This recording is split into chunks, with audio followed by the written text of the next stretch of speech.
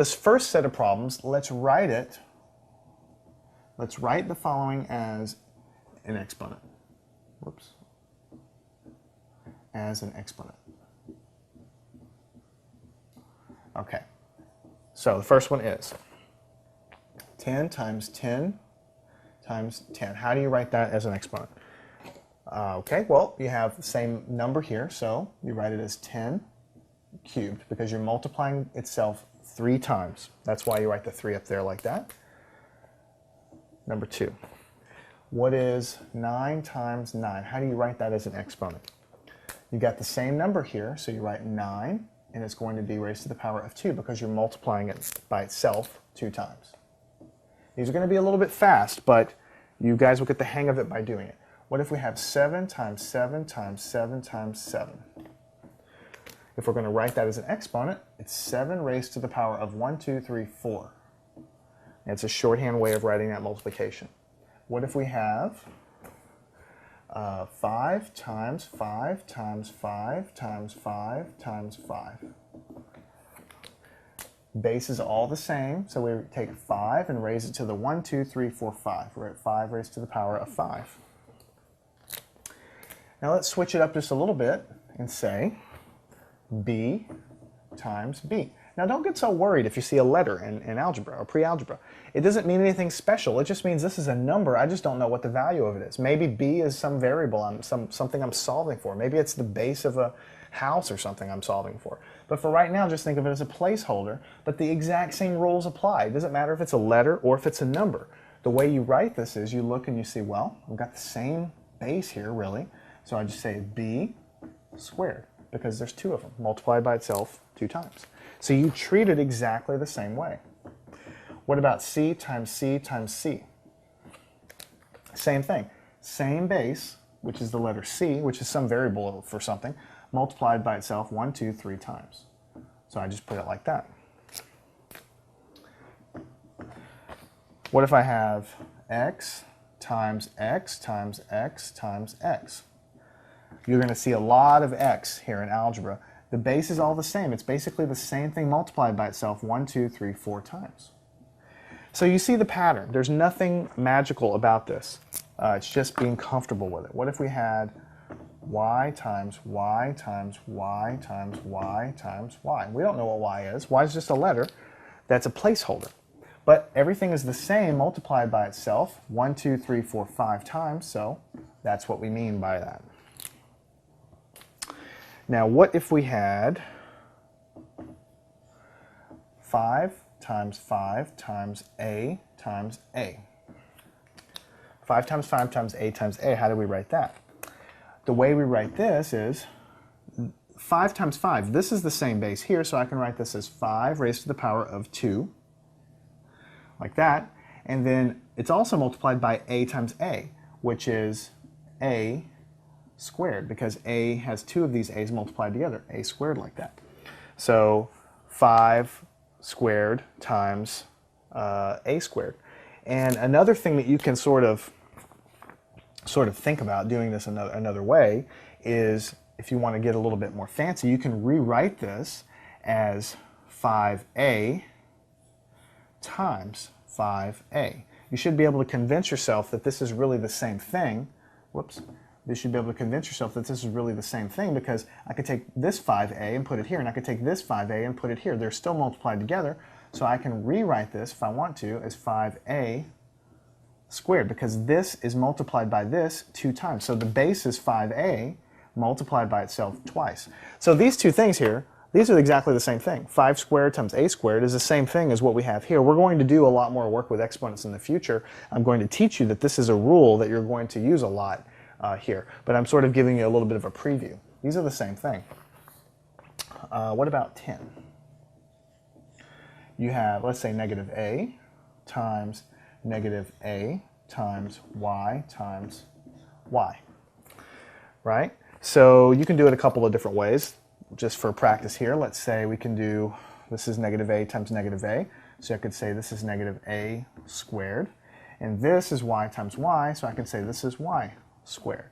And I can do that because these guys are the same base in there, and this guy is the same base, which is what I have over here. Okay, now let's say, let me go back up to the top here and give myself a little bit more room. What if I have, for 11, what if I have negative 3 times negative 3? Negative 3 times negative 3. So it's the same base. Negative 3 is the same in both cases. You need to be careful and put it inside of parentheses here, though, because if you don't use the parentheses, it'll be confusing. If you just simply write it as negative 3 squared, then the person reading your homework is not going to really know, well, the way you really read it in algebra is 3 squared with a negative out front. You're not trying to do that. You're trying to say negative 3 is multiplied by negative 3. So you want to make that clear by wrapping it up in parentheses. If you write it like this, somebody might, they might interpret it this way, but some other people might say, well, this is negative 3 times 3. The 3 squared being here and the negative just sitting out in front. So in order to avoid this confusion here, if you just kind of leave it hanging out there, and if you really mean the negative to be on the inside, then you really need to write it like that. Because if you don't, you're just going to get people confused. Okay. What if we have, for the next problem, negative 3 times 3? This is a great example of what I'm talking about here. If you want to be clear about this, the best way to do it is write it as negative on the outside, 3 squared. Because this is going to give you what you want. The negative is just sitting there. 3 times 3 is really what the exponent is. That's what I want to square. You can also write this, as I said just a second ago, by negative 3 squared, and most people will interpret it the right way, which is 3 is the thing that's squared. The negative is just sitting there. But you can also accidentally interpret it like you have up there. So it's better to use parentheses to make sure that the person knows that the square applies to what we have in the parentheses there. 13. Let's say we have negative 6 times negative 6 times negative 6. Okay, so negative 6 is clearly what we're multiplying together, so we'll just stick that inside of the parentheses and we'll cube it, just like that. And then our final problem of this type, let's say we have negative b times negative b times negative b times 2 times y. So clearly these things are just out there. I can't do anything with them, but these are all multiplied together with the same base. So I can say negative b cubed times 2y. 2y being just left along for the ride on the outside. So this is great work and great practice with just writing exponents. Just getting practice writing them, multiplying them, getting the exponent off by itself, and taking care of your negative signs. Now what we're going to do here now is we're going to do the reverse. Let's give you some exponents and let's let you write them out. Okay, so let's go ahead and write as an exponent. Let's write as a product of terms. So we're going to do the reverse here. We're going to have an exponent like 1 raised to the 4th power, and we're going to write it out. So base is there, so it's 1 times 1 times 1 times 1. You multiply it 4 times because of the exponent is a value of 4 up there. Okay, what if you have 4 raised to the power of 6? How would you write that out? Well, this is the base, so it's 4 times 4 times 4 times 4 times 4 and times 4. 1, 2, 3, 4, 5, 6, because I've got a 6 in the exponent. That's telling me how many times to do that multiplication. Okay, what about b cubed? Same sort of thing. This is the base. Doesn't matter if it's a letter or not. b times b times b. 3 times. All right, and what if we have negative 10 raised to the power of 4? Now there's no parentheses here. So you got to be careful. The way you do this is, since there's no parentheses, the negative just hangs out there in front. What I'm actually raising to the power is just the 10. So it's 10 times 10 times 10 times 10. 4 times because the power up there. Now if I had written it differently, negative 10 raised to the power of 4, everything is inside the parentheses. That is the base. So here I would have negative 10. Whoops. Got to write 10 correctly. Negative 10 times negative 10 times negative 10 times negative 10. So you see it's clear because it's all inside the parentheses that the negatives are carried throughout. This is going to give you a different answer than this because of the negative signs. So carrying that a step further, what if I had negative s cubed? Well, there's no parentheses here, so the negative is just hanging out in front. What I'm actually cubing is the s times the s times the s. That's what I'm actually cubing, so that's how you would write that. But if I had instead written it as negative s cubed, then it would be a different answer. It would be negative s times negative s times negative s, because the negative s is what I would be multiplying by itself 3 times.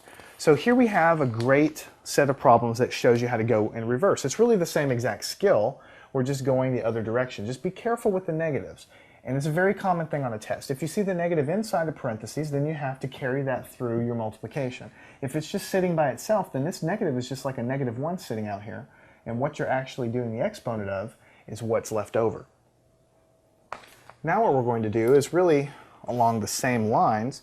How would you on a test, how would you, let's say you were going to do a problem like, let's say we're going to say evaluate 2 raised to the power of 3 and evaluate that number.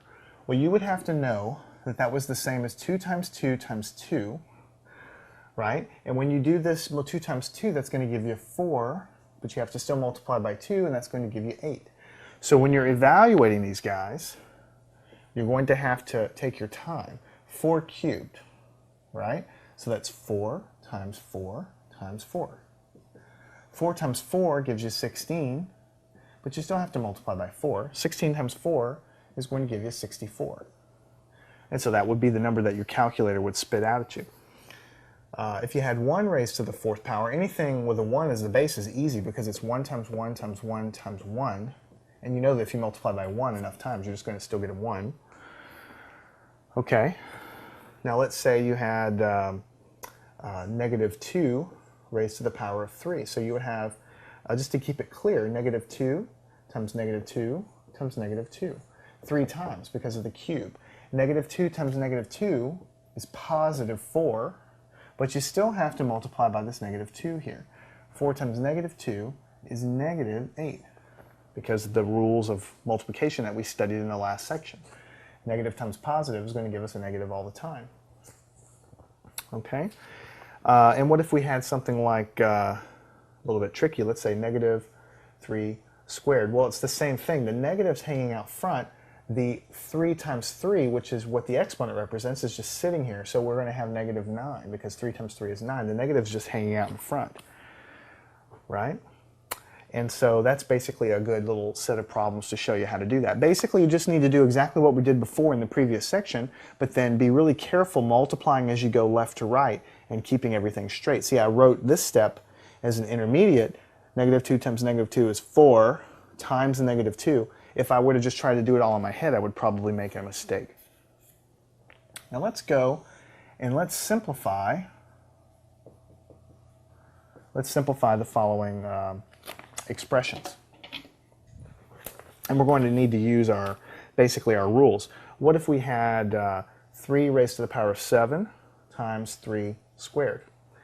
Well, yeah, we can multiply all these out and figure it out, but we know the base is the same, so we just add the exponents. 7 plus 2 is 9. That's the answer. What if we had 2 to the power of 5 times 2 to the power of 5? Well, the base is the same, so we just add the exponents. 2 to the power of 10. 5 plus 5 is 10. What if we have 3 multiply by 3 squared? Well, the base is the same, so 3. And you have to remember that when you have a whole number, you have an implied power of 1 there all the time. So this little invisible 1 here added with 2 is going to give us power of 3. Now what if we had 5 squared times 6 squared? How would we do that? Well, we can't do anything here. We can't simplify it anymore because these are different bases. So this is 5 times 5, and this is 6 times 6. So there's really nothing we can do. It's not saying it's wrong to do the multiplication here. It's just saying that I can't make it any simpler. Here I'm simplifying this into something easier. What if I had 6 cubed times 7 squared? Well, there's nothing I can do there. The bases are not the same. Right? Now, what if I had, just to show you that it really doesn't matter, what if I had x cubed times x to the 4th? Well, the bases are the same. X, 3 plus 4 gives me 7. It doesn't matter if it's a letter or a number or anything else there. It just matters that the base is the same. What about y squared times y squared? Well, the bases are the same, so it's y, 2 plus 2 is 4. So we're just exercising our rule. When the bases are the same, we add the exponents. Now what I want to do now is give you some practice in doing exactly the same thing, but when we're dividing these things that have exponents. So what if I had 8 to the power of 6 divided by 8 to the power of 5? Well, I have the same base, so I just put that base down and say 6 minus 5 is 1. And that's the answer. Of course, anything raised to the power of 1 is just the number itself because it's multiplied by itself, just the single time that you write it here. What if I had 10 raised to the power of 10 divided by 10 raised to the power of 7? Well, the bases are the same, so I just subtract. 10 minus 7 gives me 3, so that's how I simplify that. What if I have 12 to the power of 15 divided by 12 to the power of 14? The bases are the same, so I write the 12 down. 15 minus 14 is 1, and so anything to the 1 power is really just itself. Now, to switch gears a little bit, let me switch colors. What if I had 10 raised to the power of 2 divided by 7 raised to the power of 2? Well, yes, I can put this in a calculator and get a number, but I can't simplify this anymore because this base is different than this base. So I can't do anything. I can't do anything to simplify it anymore. I can calculate the answer, sure. 10 times 10 on the top and 7 times 7 on the bottom, and I can divide and get a number. I just can't simplify that anymore. Now what if I have a cubed divided by a? A cubed divided by a. Well, I have the same base, so it's going to be a. 3 minus 1, because there's an implied 1 here, 3 minus 1 gives me 2. Let me go up here to give me a little bit more room. What if I have b raised to the power of 7 divided by b squared? Well, I have the same base, so I write that down. 7 minus 2 should give me 5, so I'm going to have b to the power of 5. And finally, what if I have s to the power of 4 divided by a to the power of 3? Well, these are like apples and oranges, different bases, so there's nothing I can do. I cannot simplify this anymore. A lot of times in algebra, what you're really trying to do when you solve an equation or something like that is, in the end, you're trying to simplify your answer. Just like simplifying a fraction from 4th grade. You know that 4/8 is the same as 1/2, and you're taught how to simplify it. Well, these things, dealing with the exponents and how to add them and all, it's really just teaching you how to simplify algebraic expressions. Because later on we're going to get to more complicated expressions, and you're going to know that if the bases are the same, you just add the exponents. It makes it simpler. If your bases are the same here, you subtract the exponents if you're dividing. So those are important things to do. They're very core central things in pre-algebra. You'll use them in Algebra 1, you'll use them in Algebra 2. You'll use them forever, basically, from here on out. It's the bedrock of math in the algebra realm.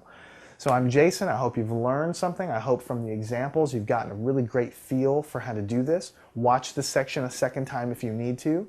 It will get better with practice, I promise you that. And give yourself a lot of practice and a lot of time.